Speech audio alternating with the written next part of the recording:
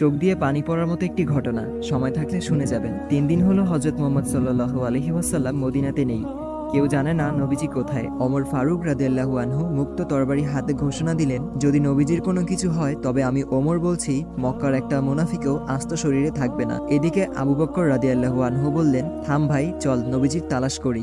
দুজনে মদিনা থেকে মক্কার উদ্দেশ্যে রওনা হলেন। মরুভূমি পেরিয়ে পাহাড়ের এলাকাতে আসলেন। একটু দূরে দেখলেন এক রাখাল দাঁড়িয়ে আছে। আবু বকর রাদিয়াল্লাহু আনহু ও ওমর ফারুক রাদিয়াল্লাহু আনহু রাখালকে জিজ্ঞেস করলেন, তুমি কি মুহাম্মদ সাল্লাল্লাহু আলাইহি ওয়াসাল্লামকে দেখেছো?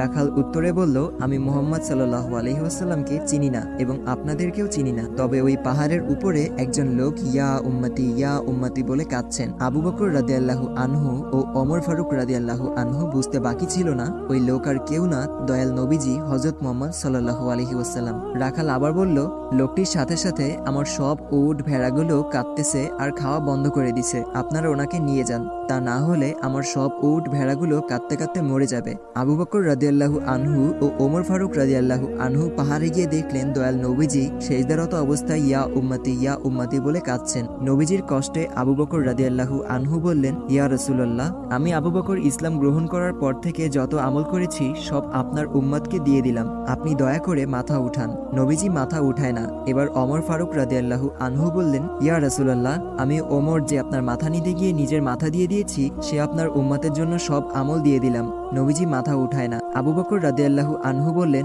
ওমর কাজ হবে না, রাসূলুল্লাহকে একমাত্র ফাতেমা শান্ত করতে পারবে। তারা দুইজনে মদিনার দিকে ছুটছেন। পথে হযরত আলী রাদিয়াল্লাহু আনহু এর সাথে দেখা। আবু বকর ও ওমর রাদিয়াল্লাহু আনহু বললেন, সামনে গিয়ে লাভ নেই, রাসূলুল্লাহকে শান্ত করতে ফাতিমাকে লাগবে। এবার তিনজনে ফাতিমার বাড়ির সামনে আসলেন। আলী রাদিয়াল্লাহু আনহু ফাতিমাকে ডাক দিলেন। ফাতেমা বাইরে এসে স্বামীর চেহারা দেখে বললেন, আপনাকে এমন দেখাচ্ছে কেন?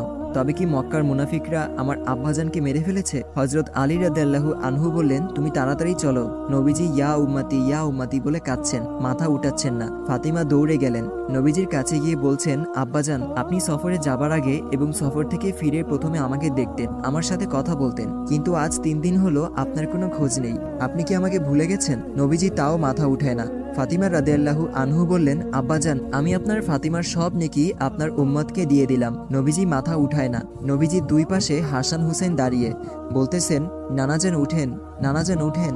নবীজি মাথা উঠায় না। হঠাৎ ফাতিমা রাদিয়াল্লাহু আনহু বলে উঠলেন, আব্বাজান, আপনি উঠেন, আমি আপনার উম্মতের জন্য আমি হাসান হুসেনকে কুরবানি দিয়ে দিলাম। আল্লাহু আকবার, আল্লাহু আকবার, আল্লাহু আকবার। এবার নবীজি মাথা উঠালেন আর বললেন, ফাতেমা, তুমি কি দোয়া করলা? আমার আল্লাহ তোমার দোয়া কবুল করে ফেলেছেন। নবী রাসূল সাহাবীদের রক্ত ঝরানোর কারণেই সেই দিন আজ আপনার আমার কাছে আসতে পেরেছে। আসুন আল্লাহর